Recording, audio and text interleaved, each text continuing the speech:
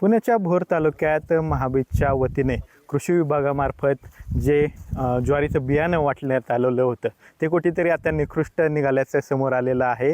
जे जवळपास 24 गावांमध्ये भोर तालुक्यातलं हे बियाणं वाटलेलं होतं आणि हे सर्व बियाणं जे आहे ते खरं तर निकृष्ट असल्याची तक्रारी आता तरी शेतकऱ्यांकडून यायला लागलेली आहे। मी आता सध्या अशाच एका शेतात आलेलो आहे। या शेतात जर पाहिलं तर हे संपूर्ण ज्वारीचं शेत पहा, याची जी ताटवा आहे ती सुद्धा वाढलेली नाही आहे। त्यांनी जे कणीस यायला पाहिजे होतं ज्वारीचं ते सुद्धा आलेलं नाही। त्यामुळं मोठं नुकसान जे आहे ते खरं तर या भागातील शेतकऱ्यांना सहन करावं लागणार आहे। रब्बी हंगामात खरं तर साधारणतः ऑक्टोबर ते नोव्हेंबरच्या दरम्यान हे पिकाची पेरणी जी आहे ती ज्वारीची केलेली होती आणि अशा पद्धतीनं आता हे पीक खरं तर काढायला येणं अपेक्षित होतं, मात्र तसं झालेलं या ठिकाणी दिसत नाही। ताटवे वाढलेले नाहीत, कणसे या ठिकाणी आलेले नाहीत। त्यामुळं संपूर्ण रब्बी हंगामच या शेतकऱ्यांचा फेल गेल्याचं कुठंतरी चित्र जे आहे ते या ठिकाणी दिसतंय। जवळपास एकरी 40 ते 50 हजाराचं नुकसान यामुळे शेतकऱ्यांचं झालेलं आहे। आपल्यासोबत या ठिकाणी काही शेतकरी आहेत ज्यांच्या शेतात हेच बियाणं लावलेलं होतं। परभणी शक्ती नावाचं हे बियाणं आहे आणि हे बियाणं खरं तर कशाप्रकारे निकृष्ट दर्जाचं निघालेलं आहे। यानंतर हे सगळे शेतकरी जे आहेत ते आक्रमक झालेलं पाहायला मिळतात। आपल्यासोबत स्थानिक शेतकरी आहेत, त्यांना आपण विचारणार आहोत ज्यांचं शेत आहे खरं तर आहे, कधी याची लागवड झाली होती आणि काय तुमच्या निदर्शनास आलं आता?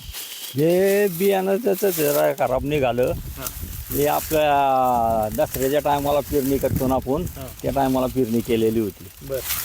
बरं पेरणी त्या नाशक बिंड्याचे काही नव्हतं, जवळजवळ 40 एक माणूस बियाणा गेला असेल याला। बिंडी केली, पाणी खतबीत टाकून पाणी बिनी दिलेलं होतं, पण त्याची वाढ बीड झाली नाही। हायब्रिड तिघत बियाणं हे निघालं त्यातलं। बरं, कृषी विभागाकडे तुम्ही तक्रार केली का किंवा कृषी विभागाच्या अधिकाऱ्यांनी या ठिकाणी येऊन पाहणी केली? नाही, त्यांना सांगितलं होतं, दाखवलं होतं, त्यांनी बाकीचं बघितलं नव्हतं काय अजून। पाहणी केलीच नाही त्यांनी, जागेवर येऊन पाहणीच केली नाही बाळगणीच केली नाही। कृषी विभागाकडे मागणी काय तुमची? आता कृषी विभागाकडे मागणी काय, आपल्याला काय आहे त्याच्यात हे झालं पाहिजे आपलं। पण तुमचं एकरी जवळपास 40 ते 50 हजाराचं नुकसान आहे। कडबा निघणार होता गुरांसाठी, तो निघलेला नाहीये, कंस आलेले नाहीयेत, मोठं नुकसान तुमचं होणार आहे। काय मोठं नुकसान आहे, काय आपल्याला काय मिळावं त्याच्या पहिल्या काय? आपल्यासोबत स्थानिक काही अजून शेतकरी आहेत, शेतकरी नेते आहेत हे खरं तर, ज्यांनी खरं तर या सर्व बियाणांच्या विरोधात आवाज उठवलेला आहे। चंद्रकांत भाटे आहेत।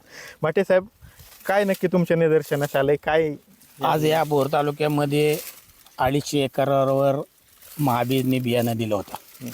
काल मी कृषी अधिकाऱ्यांच्यावर बोलल्यानंतर त्यांनी सांगितलं की आम्ही पण त्या ठिकाणी पाहणी करतोय, पण आता शेतकऱ्यांनी सांगितलं की काही पाहणी केलेली नाही।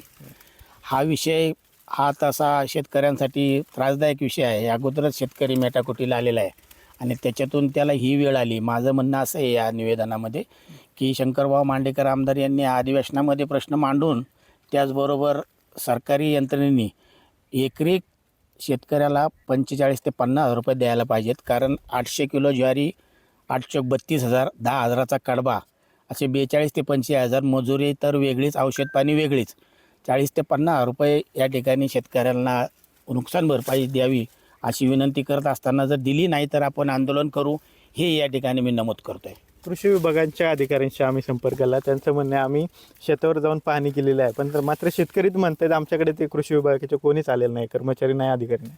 तसं जर शेतकरी कृषी विभागाचे अधिकारी बोलत असतील तर थोडंसं शब्दामध्ये बदल करावा लागेल, परंतु काही गोष्टी अधिकाऱ्यांनी सुद्धा त्या नीट विचार करून बोलल्या पाहिजेत, कारण आता 2 मिनटामध्ये समोरासमोर खरं खोटं घडत असतं, कळत असतं। ते कृषी अधिकारी ते साफ खोटं बोललेले आहेत असं मी या ठिकाणी नमूद करतो। त्यांनी आता जर पाहिलं तर मग येऊन शेतकऱ्यांना 40-50 हजार रुपये एकरी द्यावेत, त्यांनी पाहिले आम्ही जाहीर करू। धन्यवाद। तर आपण पाहतोय की खरं तर अतिवृष्टीमुळे या आधीचं जे पीक आहे ते कुठेतरी गेलं होतं, त्यामुळे त्याचा फटका शेतकऱ्यांना बसलेलाच होता। मात्र रब्बी हंगामात हे जे पीक पेरलेलं आहे शेतकऱ्यांनी कृषी विभागामार्फतच याचं बी देण्यात आलेलं होतं, मात्र हे सुद्धा पीक अशा पद्धतीनं निकृष्ट निघालं नाही। शेतकरी जो आहे तो मेटाकुटीला आलेला पाहायला मिळतो आणि जर कृषी विभागाकडून किंवा शासनाकडून आम्हाला नुकसान भरपाई मिळाली नाही तर आंदोलनाचा भूमिकासुद्धा आम्ही घेऊ, अशी प्रतिक्रिया जी आहे ती या शेतकऱ्यांनी आपल्याला दिलेली पाहायला मिळते। कॅमेरा पर्सन तुषार सनेसह विनय जगताप, TV9 मराठी, भोर, पुणे।